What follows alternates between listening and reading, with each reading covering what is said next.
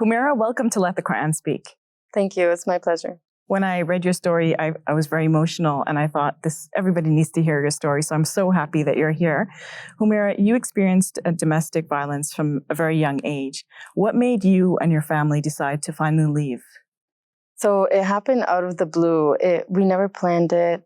It more so happened for a safety reason for my younger sister. And she was concerned about something, so I supported her, and it was me and her who left. And then afterwards, shortly, my family had followed. Mm-hmm. Were there any repercussions? Did you just leave just like that? I was actually at school, and I decided never to return back home. So it wasn't really leaving, but it was just, we just never went back. Mm-hmm. There weren't really any repercussions. It was just, we were worried about my family that were still at home. So they were there for about a week. Mm-hmm. And how did they eventually decide to leave? So they, obviously my dad had a tight look on my family. So they went to Jummah prayer, and my mom said she's going to the masjid, and my dad didn't stop. And then he was in the washroom, and they just all left with Mm-hmm. my mom and my sisters all left. And they also didn't bring anything with them. So yeah, and then they stayed in the masjid for as long as possible. So how did your family find a place to stay? We went to shelters. We went to 2 different shelters, and from there we would on the lookout for houses. We weren't able to find any subsidized housing. There's a huge wait list. Any other government programs weren't able to assist us, so we decided to just stick to market rent, because we were in the shelter system for a long time before we finally got lost hope about finding help from the government. Mm-hmm. I understand that you were kind of like, you and your family parked in front of a shelter for quite a while until they admitted you, right? Yeah, so we were just waiting outside of the shelter for a long time, about a month. Wow. About 1 month, we didn't have any place. We were actually like, I was sleeping in libraries. My sisters were they were in like different friends' houses. We were all separated. And then I got some emergency bursaries in order to pay for a hotel stay. So that was about 2 weeks. That ended quickly, and then we were stuck back in front of the shelter. And then one day I said, let's just bring all our stuff and just go inside. Mm-hmm. And then we forced ourselves inside, and just they gave us a space to stay in the kitchen. And then they said we had to leave the next day, but legally they're not able to let us leave. So. Mm-hmm, mm-hmm. And I understand that this was in the midst of COVID, and you were doing your studies at the same time. So how did you manage all that? So we were actually in the shelter about 3 months before COVID had hit, starting December. And then March hit, there was COVID, and everyone was getting, like, all the families that were there for a while, they had to leave. And so that was when Ontario had banned like evictions and all that stuff. So we were able to stay for 3 more months on top of that. So that gave me a little bit of stress to finish off the semester, because the semester ended about in May for me. So that was exactly perfect time. So I didn't really worry too much about the housing, even though every single day they were telling us, you have to leave, you have to leave, you have to leave. In terms of studies, like, there was no internet at the shelter, so I would have to go to like McDonald's or Tim Hortons during the daytime and find out a way to just use the internet so that I could go to Zoom classes and things like that. I would have to come back before curfew, so whatever I didn't finish, I didn't finish. So that was a lot. So I know that you were working also at the same time to support your family. So you were the main breadwinner of the family, right? Yeah, so I had to work because eventually I had realized that we're going to need to move into market rent. I didn't want it, so I tried to delay as much. So I honestly, even at work, I would do my homework too sometimes, because they had internet as well. And I just spoke up to the managers about it, and most of the time I couldn't get that much stuff done because it was busy. I was working in 3 different hospitals as a healthcare aide. So that's how I pretty much managed, honestly.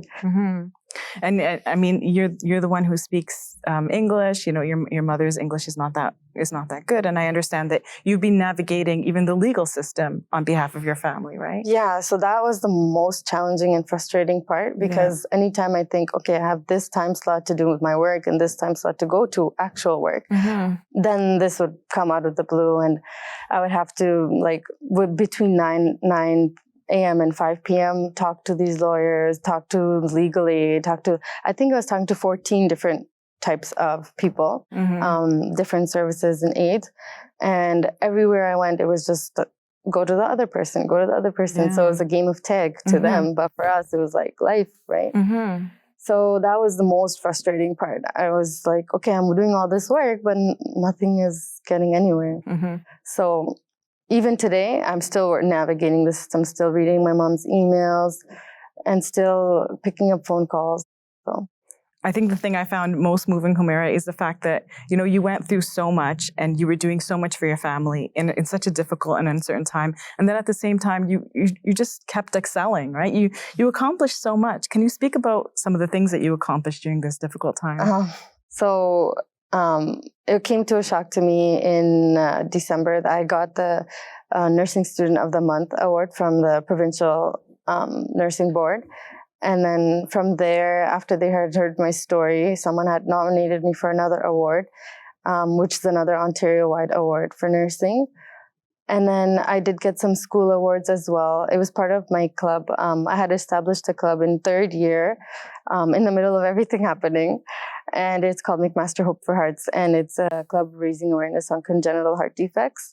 After my own, having my own congenital heart defect, I had felt really isolated. So I was going through that alongside of everything. And having that club allowed me to continue my motivation to finish studying, because I saw how everyone else was looking up to me and inspired by me. So I thought, like, you know, let me keep going. Let me at least continue. If I want to continue the club, I have to stay in school and all of that. So that allowed me to get some more awards. Most of them were not monetary, so it wasn't financial assistance, but it still allowed me to kickstart my way back into whatever I was going through and push myself through. So it really helped. Yeah, that's amazing. How's your family doing now? Do you feel like your family's on more stable ground? Alhamdulillah, I think ever since we moved into market rent, it was 2 bedrooms, but we made it month to month, and we just decided, like, I'll work a little bit more, everyone pitch in. So that felt a little bit more stable than where we were in terms of mental health wise. And then now we were in the search for a bigger place, and alhamdulillah, we were able to have a kind landlord to allow us in, and has accepted our lease. So that's a huge thing off of our plate as well. Homayra, what advice would you have for someone who was in the same situation as you, experiencing domestic violence at home, and then, you know, thinking, what should I do? You know, because sometimes people think it's kind of risky to leave that situation that's stable.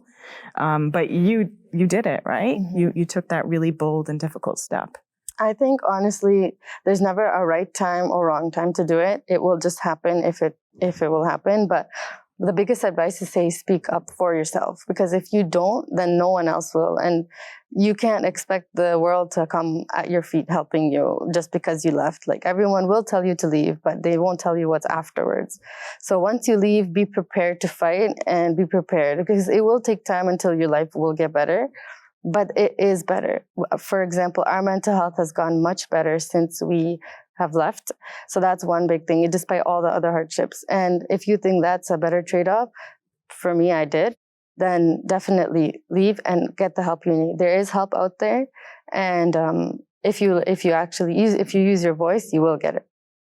Thank you so much for sharing your story with us, Homayra. I wish you and your family all the best. Thank you. If you enjoyed this video, click like and subscribe. And please donate to support our work at QuranSpeaks.com.